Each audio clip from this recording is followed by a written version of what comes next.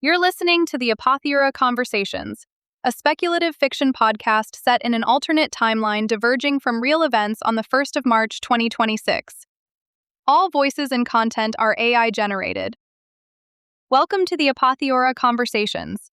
I'm Paula Reese, and this is our very first episode. Everyone is talking about the Ghost cohort and the Oscars controversy, and those stories matter. But the most consequential development of March 2026 may be the one that barely made the front page. In Vancouver in February, surgeons used an enzyme wash to strip blood-type antigens from a donor kidney and transplant it into a patient with an incompatible blood type. In March, teams in Seoul and Zürich replicated it, using different enzymatic protocols. This is not a fluke. It is reproducible, and it could expand the global donor pool by 30 to 50%. Today I'm speaking with Annelise Brügger, a senior transplant coordinator in Zurich who was in the room when one of those replications happened, and who has spent over a decade deciding which kidneys go to which patients. She is one of the people who will have to rebuild the system from the inside. Annelise, take me to that day. We had 2 kidneys in cold storage, both type A. The recipient was type B. Under every rule I had followed for 12 years, those kidneys could not go to that patient. And then the surgeon looked at me and said, "Annelise, we are proceeding." I remember my hands were shaking, not from fear exactly, but because I understood what it meant. Every spreadsheet I had ever built to match blood types had just become history. Annelise, thank you for being here. Before we get to March, just help people understand what your job actually involves on a normal day. Of course, I work at a large university hospital transplant center in Zurich. My job is coordination. I sit between the surgeons, the donors, the recipients, the National Organ Sharing Network, and frankly, a lot of paperwork. When a deceased donor organ becomes available in Switzerland, I'm one of the people who determines where it goes. Blood type is the first filter. Before anything else, tissue matching, wait time, medical urgency, we ask, is this organ the right blood type? If it is not, we stop. The organ goes to someone else, or sometimes nowhere at all. How often does that happen? A kidney that could save someone, but the blood types don't line up. In Switzerland, roughly 1 in 5 deceased donor kidneys is either discarded or sent to a lower priority match because no compatible recipient is available in time. Nationally, we have about 30,000 people on dialysis and about 25,000 on the transplant waiting list. The median wait is over 5 years. Black type O patients wait the longest because they can only receive from type O donors, even though type O organs can go to anyone. It is a structural bottleneck built into every allocation algorithm in the world. So take me to the day of the Zurich procedure. What did you know going in? We had been tracking the Vancouver results since February. Our surgical team had been in contact with the Canadian group and also with a lab in Daejeon that had been doing enzyme research on animal models. The protocol we used was actually not the same enzyme as Vancouver. They used a bacterial endoglycosidase. Our team used a combination of 2 enzymes.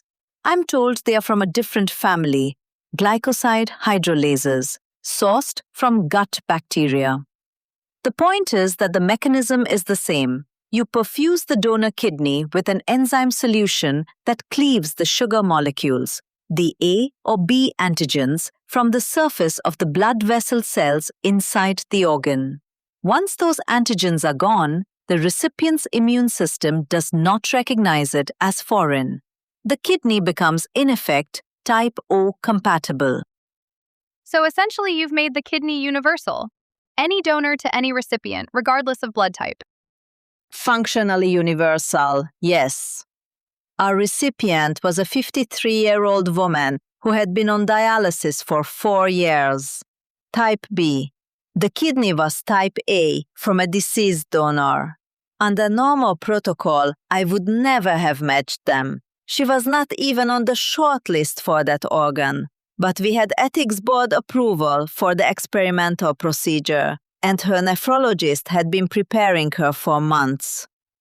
What was the atmosphere in the operating theater? I am not a surgeon. I was in the coordination suite next door, monitoring. But I spoke to the team afterward. They described it as very quiet, focused. The enzyme perfusion itself took about 90 minutes before the transplant. The surgery was standard after that. But when the kidney began producing urine on the table, which is the first sign it is functioning, I am told there was applause. Our chief surgeon, who is not an emotional man, told me later he had to step out of the room for a moment. And the patient, the woman who received the kidney, how is she doing now? As of last week, her creatinine levels are normal and stable. No signs of hyperacute rejection, which was the great fear that residual antigens might trigger an immune response. She is at home. She sent our team a photograph of herself eating rosti, the spicy rice cakes, which she had not been able to enjoy for years because of her dietary restrictions on dialysis. That photograph is now printed and taped to the wall in our office. That's beautiful. Now, Zurich did this too, also in March, also with a different enzymatic approach. What does it mean that 3 different teams, 3 different protocols, same result? It means this is not one laboratory's trick. It means the underlying biology is sound. The antigens can be removed. The question was always, is this fragile or is this robust? 3 independent successes in 2 months. That is robust. And it shifts the conversation from, can we do this? To, how fast can we scale it? And how fast can that scaling actually happen? What does it take to go from 3 hospitals to 300? This is where my job becomes very complicated. The entire organ allocation infrastructure, not just in Korea, everywhere, is built on blood type matching as the foundational rule. Our software, our waitlist algorithms, our consent forms, our training manuals, our legal frameworks. If you remove blood type as a constraint, you do not just add more kidneys to the supply, you change every calculation. Wait time rankings shift. Priority scores change. Patients who were at the top of the list may move down because suddenly there are more compatible donors for everyone. That is medically wonderful and politically very sensitive. You're saying some people will feel they've lost their place in line. Yes, and there are real equity questions. Right now, this procedure requires specialized enzyme preparation, additional perfusion time, post-operative monitoring protocols that are not standard. The hospitals that can do it are major academic centers in wealthy countries. Vancouver, Seoul, Zürich, these are not small community hospitals. If universal-type transplants become the norm, but only at 20 centers worldwide, then access follows wealth and geography, not medical need. That question, who benefits first, it's the uncomfortable one. It is the question I think about most. I grew up in Bern.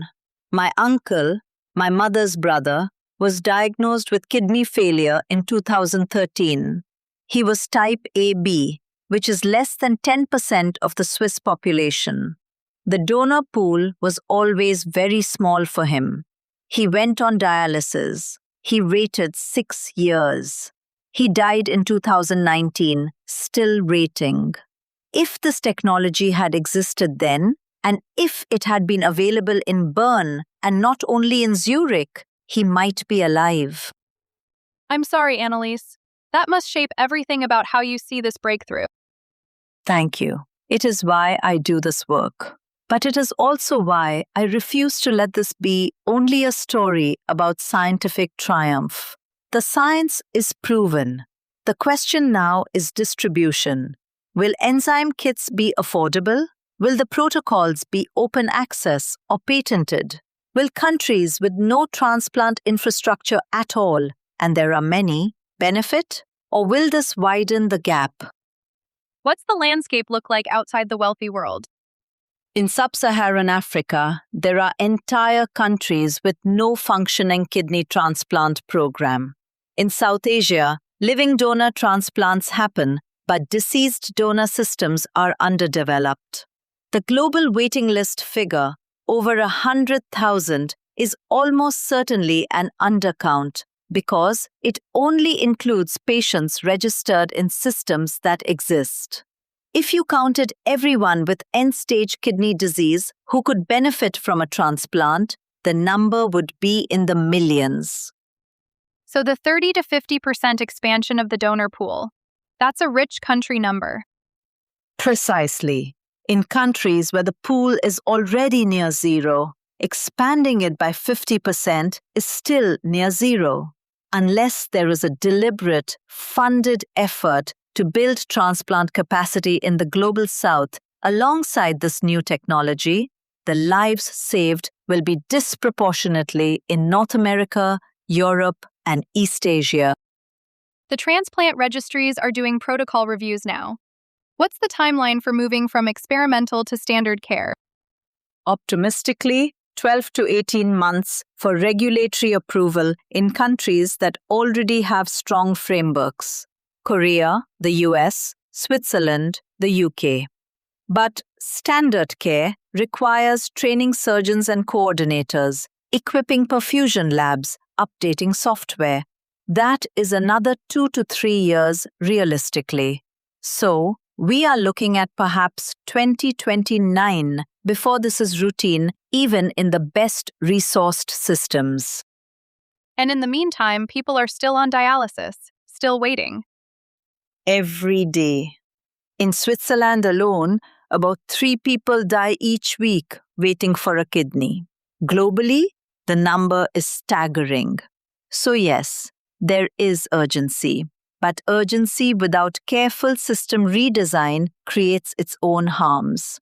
If we rush and the allocation algorithms are not updated properly, organs could be misrouted. Consent frameworks could be challenged in court. Public trust in the transplant system could erode. And public trust is everything.